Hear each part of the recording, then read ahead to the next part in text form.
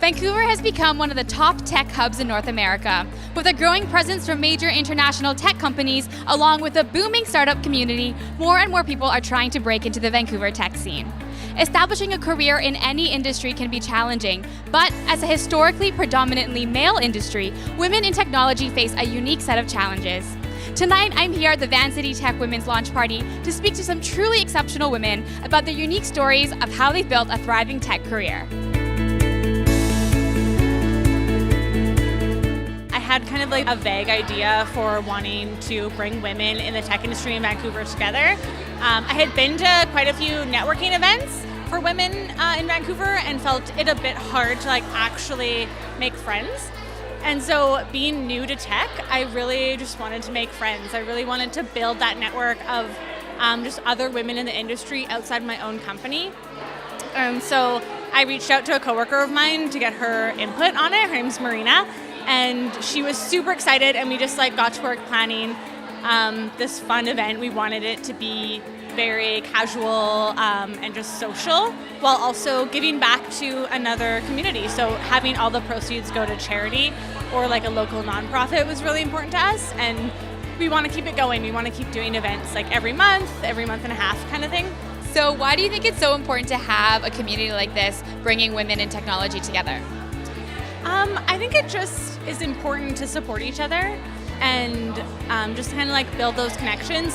We all know that networking is an important thing to do for your career development, but going to those specific networking events can feel stuffy, and it can be hard to really build those connections. So if you actually just get to know the women in your industry, you naturally build that network. And so when an opportunity might come up, someone might think, oh, this is going to be perfect for Christina. I'm going to call her and let her know, rather than going to an event and being I'm looking for a job, please hire me. So yeah, it just is more organic, and you get to make friends out of it, which is an awesome benefit. What was your journey? How did you hear about tech? How did you get started in tech? I went to culinary school rather than traditional college and worked in restaurants for quite some time. And I started working in coffee, which weirdly led me to Twitter because they were looking for a coffee program manager to run all of their coffee bars within their San Francisco headquarters. And I was a barista trainer at the time and thought I could handle more of a management role. And so I spent a year there really developing those skills, got a bit jaded by the environment, but had friends who had left Twitter for Slack, and they were looking for a food and beverage coordinator at the time, which matched pretty well with my background, and naturally somehow ended up in project management. A lot of tech companies they have women in tech groups. Why do you think that's so important, and why do you think there's a need for that? As much as we want to think that it's 2017 and women are well respected and everyone is equal in the workplace, and there's a lot of law that exists for that, there is still a very systemic sexism in tech. And it's not only for those of us who are born as women, it's for those of us who identify as women as well, and that's an even more difficult position to be in, because as much as we would like to believe that we're evolved human beings as well, these people are often not as well accepted as they should be and are not seen for who they really are. And a lot of it is unconscious bias that people don't realize they have.